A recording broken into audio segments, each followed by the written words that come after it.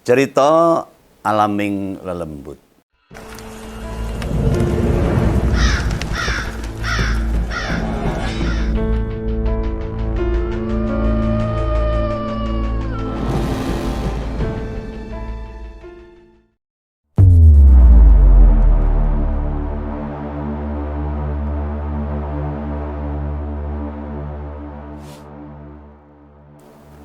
Momen sambut tahun baru Islam 2 tahun yang lalu merupakan hari yang tak terlupakan bagi seorang gadis Tri Nuriati sekeluarga.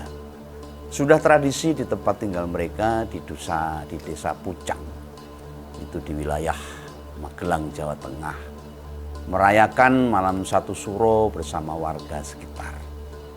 Sehari sebelumnya, pada tahun itu, dia kebagian tugas masak buat acara mujahadah yang akan diadakan di masjid, acara malamnya. Kenangan yang membekas bagi Tri bukan soal suguhannya yang dipuji banyak orang dan tetangganya karena sangat enak masakannya, maupun kegiatan doa-doa bersama yang mendekatkan pada Allah SWT. Hari itu ia begitu panik mencari anak sulungnya yang tiba-tiba hilang. Tri sangat kebingungan. Satu persatu keganjilan mulai nampak ketika anaknya yang bernama Eksan tak kunjung pulang ke rumah. Padahal ia sudah berjanji mengantar ibunya melayat setelah merampungkan pekerjaan hariannya sebagai tukang parkir di Pasar Pucang. Ia terakhir kali terdengar kabar pukul 12 siang saat pamit mandi di sungai Grogolan Yudan. "Duh, panas banget Bu," kata si Eksan. "Ngadem mandi dulu di sungai ya."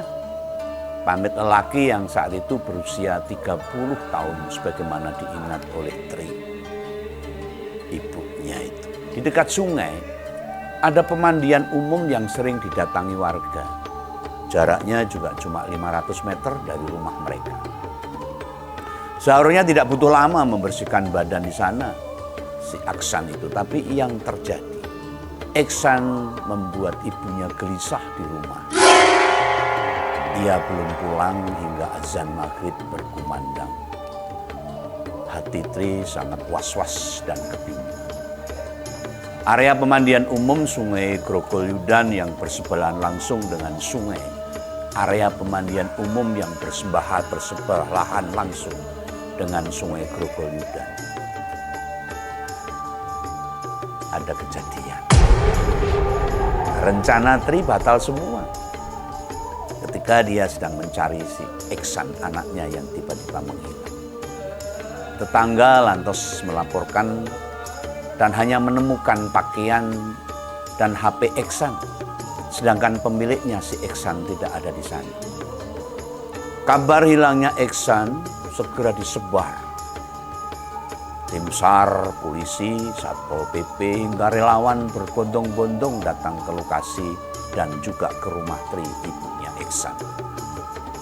Rasanya kayak nggak percaya, kata si Tri, ibunya Eksan. "Masa sih anakku hilang?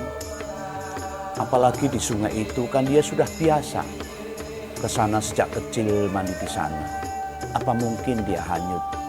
Apa mungkin dia tenggelam?"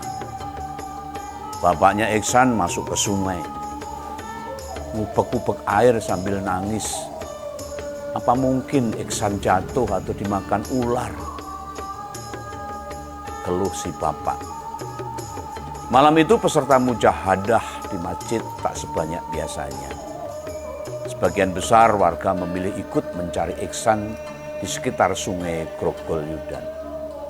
Tapi tidak ada hasilnya.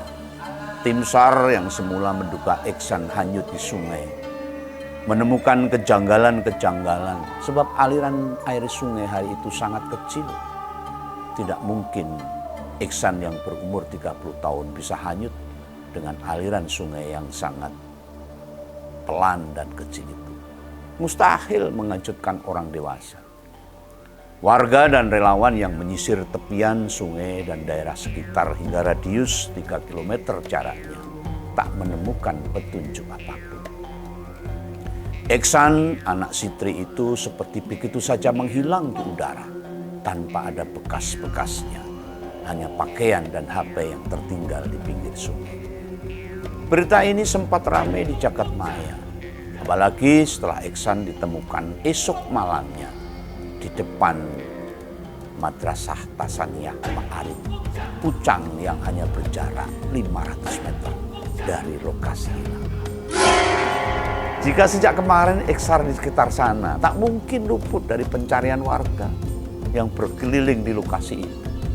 Tidak mungkin Iksan tidak diketemukan. Tapi mengapa tiba-tiba dia ada di depan madrasah? Tak mungkin luput untuk diketahui oleh warga yang mencarinya. Iksan ditemukan dalam keadaan lemas, linglung, dan tak memakai pakaian apapun. Karena susah dijelaskan secara nalar, warga kemudian menduga hilangnya Iksan melibatkan fenomena supranatural. Iksan diculik oleh Lampor.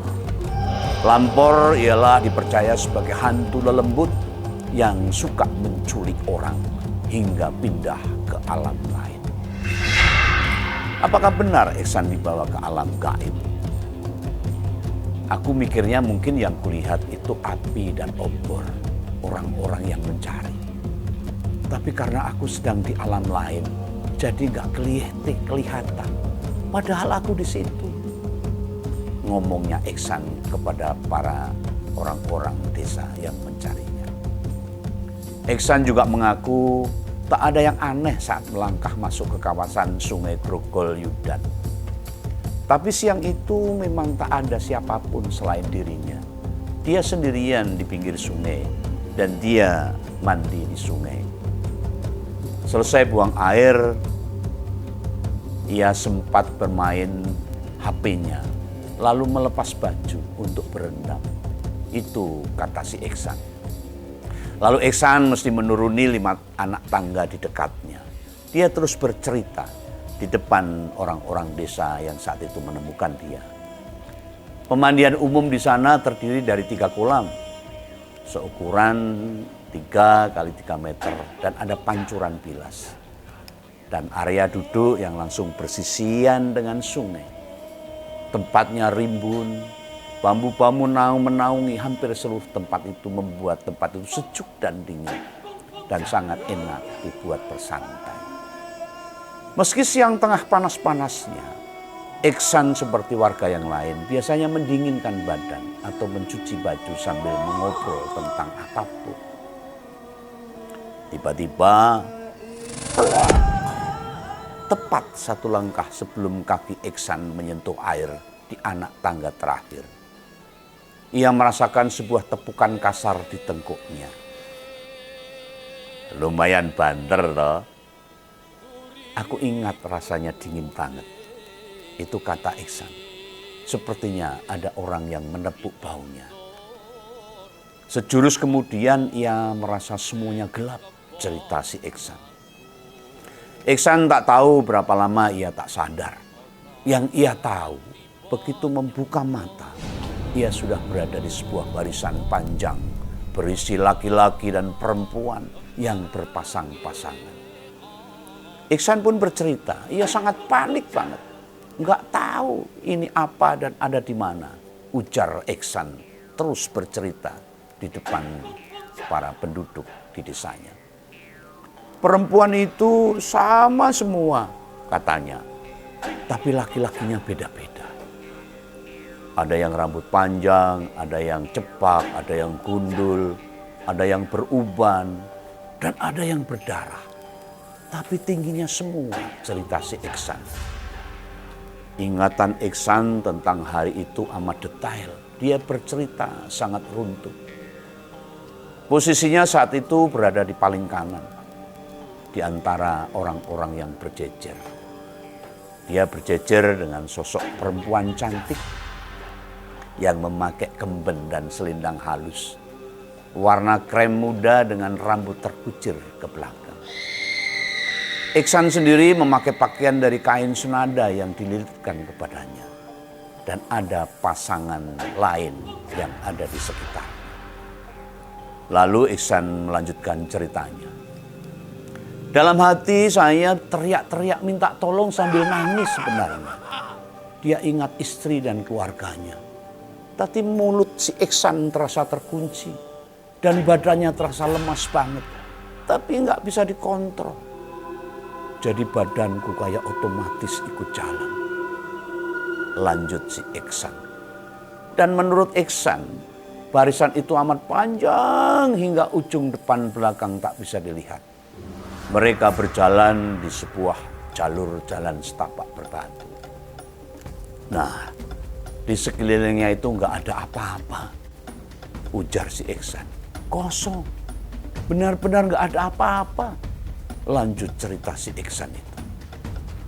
Meski terus berjalan, pemandangan sekelilingnya tak berubah.